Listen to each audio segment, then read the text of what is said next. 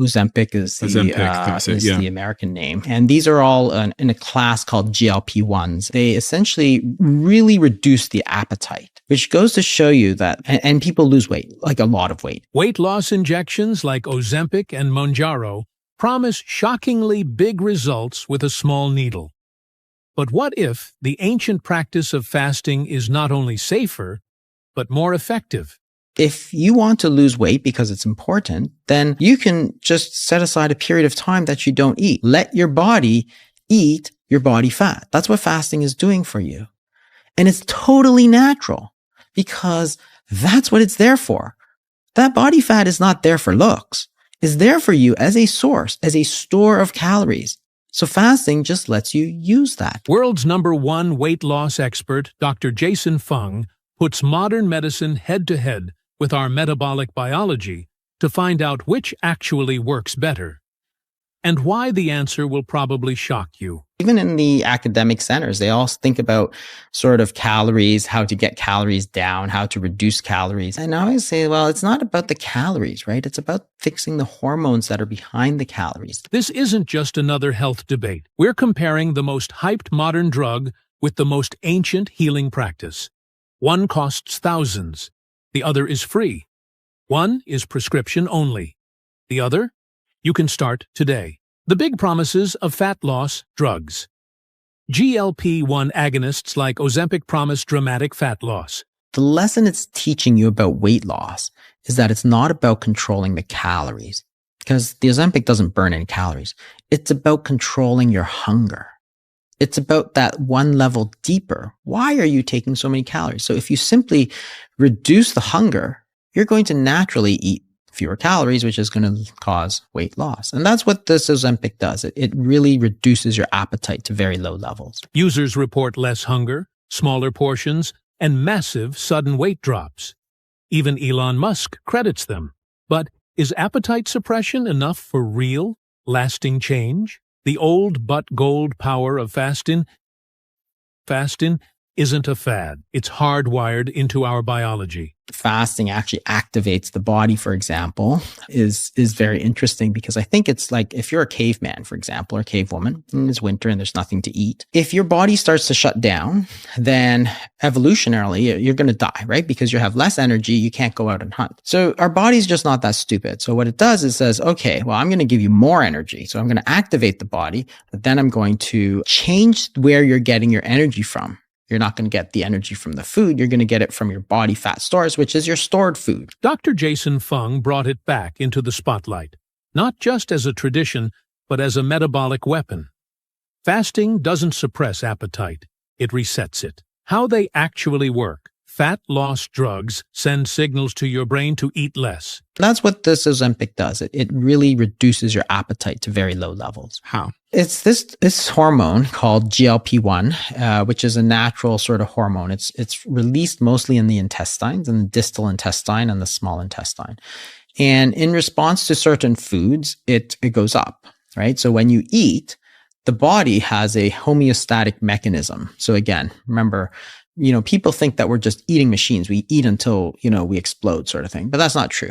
When you eat, you actually activate the GLP-1 along with other hormones. There's multiple hormonal systems. The GLP-1 is the one we're interested in. You activate GLP-1, which then sets into motion the instructions for you to stop eating, right? So the act of eating sort of sets in motion that whole feedback loop to stop, right? So this is homeostasis, which is trying to keep things at a proper level. They mimic a hormone, GLP-1, that tells your body, I'm full. Fasting? It triggers your natural fat-burning mode. Insulin drops. Growth hormone rises. Bonus insight: why the calories model fails. For decades, we've been told to eat less, move more. But what if that advice is outdated or even harmful? So we see this in almost every single study. We've known about it for like 80 years at least. You eat fewer calories, your body burns fewer calories. Well, that's going to limit how much weight you're going to lose, right? So this idea that just eat fewer calories will automatically lead to weight loss is completely false, because we know that eating fewer calories leads also to burning fewer calories, So you eat 500 less, your body burns 500 less, and you're not losing any body weight. Dr. Fung calls out the calorie model as fundamentally broken and introduces the real culprit, your hormones. Well, why can't you burn the fat that's on your body? Because there's 200, 300,000 calories of body fat. Why can't you access it?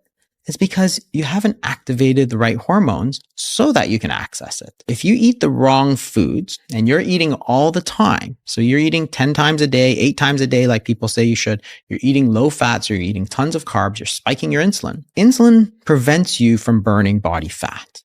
Okay. So we've known about this for 80 years. So now you eat 1,500 calories, but you're keeping your insulin levels really high. So fewer calories, but lots of high carb foods, eating all the time, insulin stays high. You're taking in 1,500. Your body is now burning 2,000, but you can't burn any body fat. So the calories that are stored in your body fat cannot be sort of taken out. It's like it's in the bank and the bank is closed. You can't take it out. The side effects they don't talk about. Fasting builds resilience, but drugs may build dependency. The GLP-1s then go to the brain. So they do certain things. They help with digestion. So they increase insulin response. And then they go to the brain. It crosses the blood-brain barrier. So the GLP-1s gets released by the act of eating, goes into the brain, crosses and is active in the sort of midbrain area that tells your body to stop eating. What these GLP-1s do, of course, is that it gives you the hormone that tells you to stop eating, even though you haven't eaten. It's sort of, that's the way the drug works. So then what people tell you is that, they're just not hungry. And if they're not hungry, then they don't eat. And when they don't eat, of course, insulin falls and you start to burn calories and lose weight. Ozempic users often regain weight when they stop. Why? Because they haven't fixed the root problem, hormone imbalance. But it wasn't about controlling the calories. It was about controlling the hunger. That was the important part of it. It's the hormones, right? Every successful drug to gain or lose weight, right, is a hormone. It's a hormone base because that's instructions to the body. Metabolism, boosted or broken. Think fasting slows your metabolism? Think again. One of the things people talked about was, it's going to make you eat more later. It's going to make you more hungry. Your basal metabolic rate's going to go down. This was one of the big myths of intermittent fasting. That's going to cause the so-called starvation mode, right? And this is the idea that your basal metabolic rate will fall so low that when you do start to eat, you're going to gain weight again.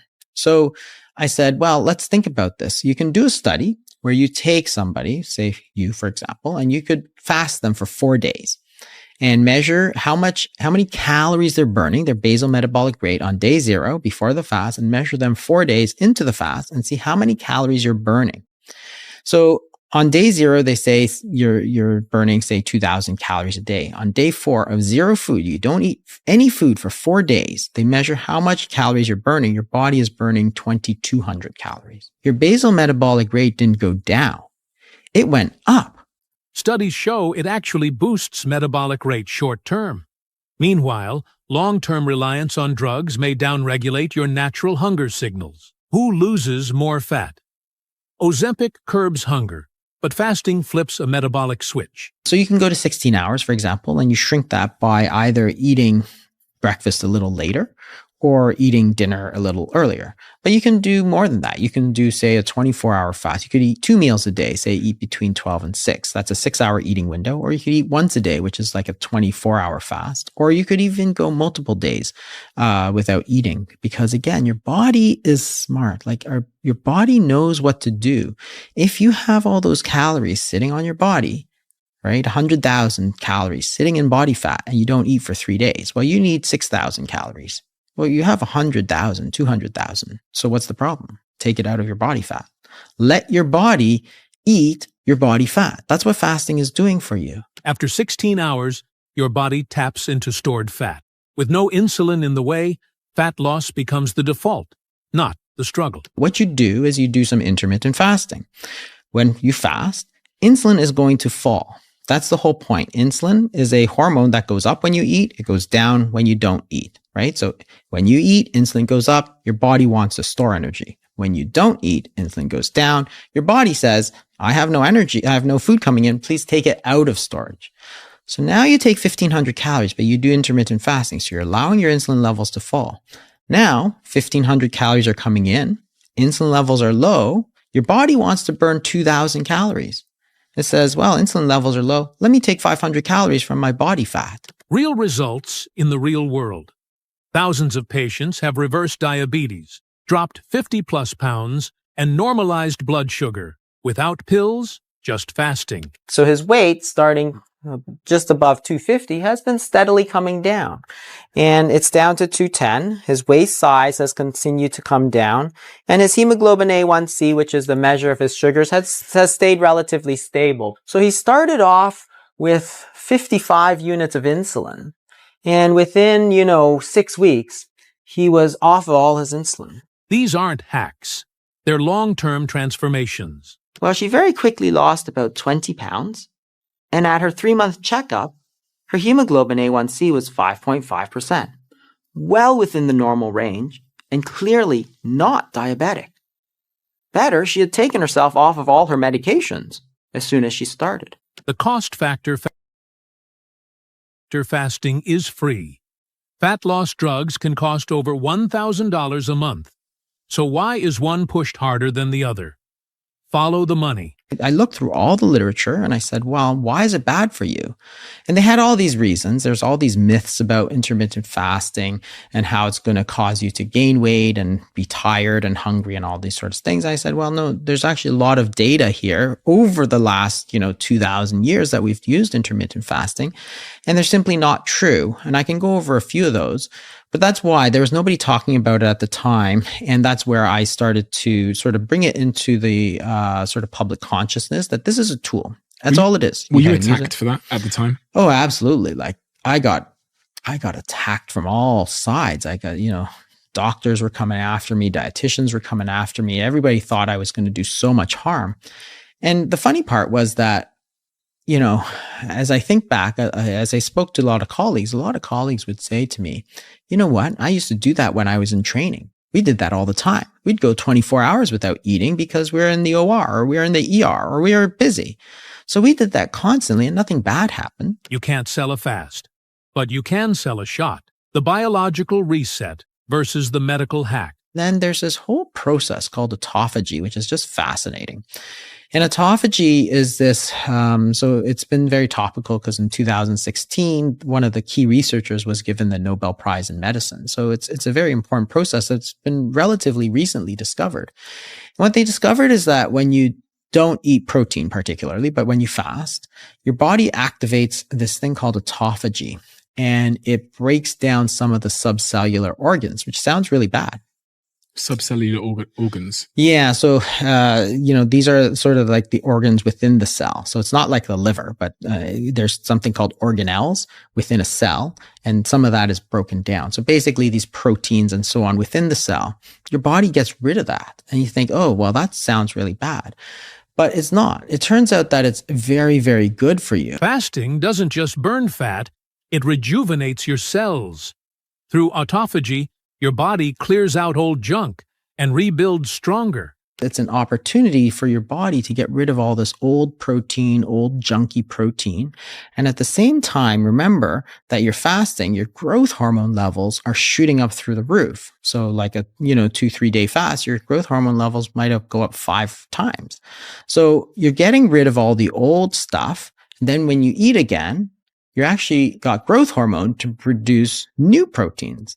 So in essence, you're getting rid of the old, you're bringing in the new. It's basically the process of rejuvenation. That's not a diet. That's evolution at work. So, which works better? If you want a quick fix, drugs deliver. But if you want root cause healing that's free and powerful, fasting wins. Every time. Let's think about all getting together and helping each other to become so much healthier. Not through drugs and not through more surgery and not with, weird and new things that you've never heard of, but with the tried and the true sort of oldest thinking that has been there, right? Fasting versus fat loss drugs. One rewires your hormones. The other just rewires your habits, temporarily.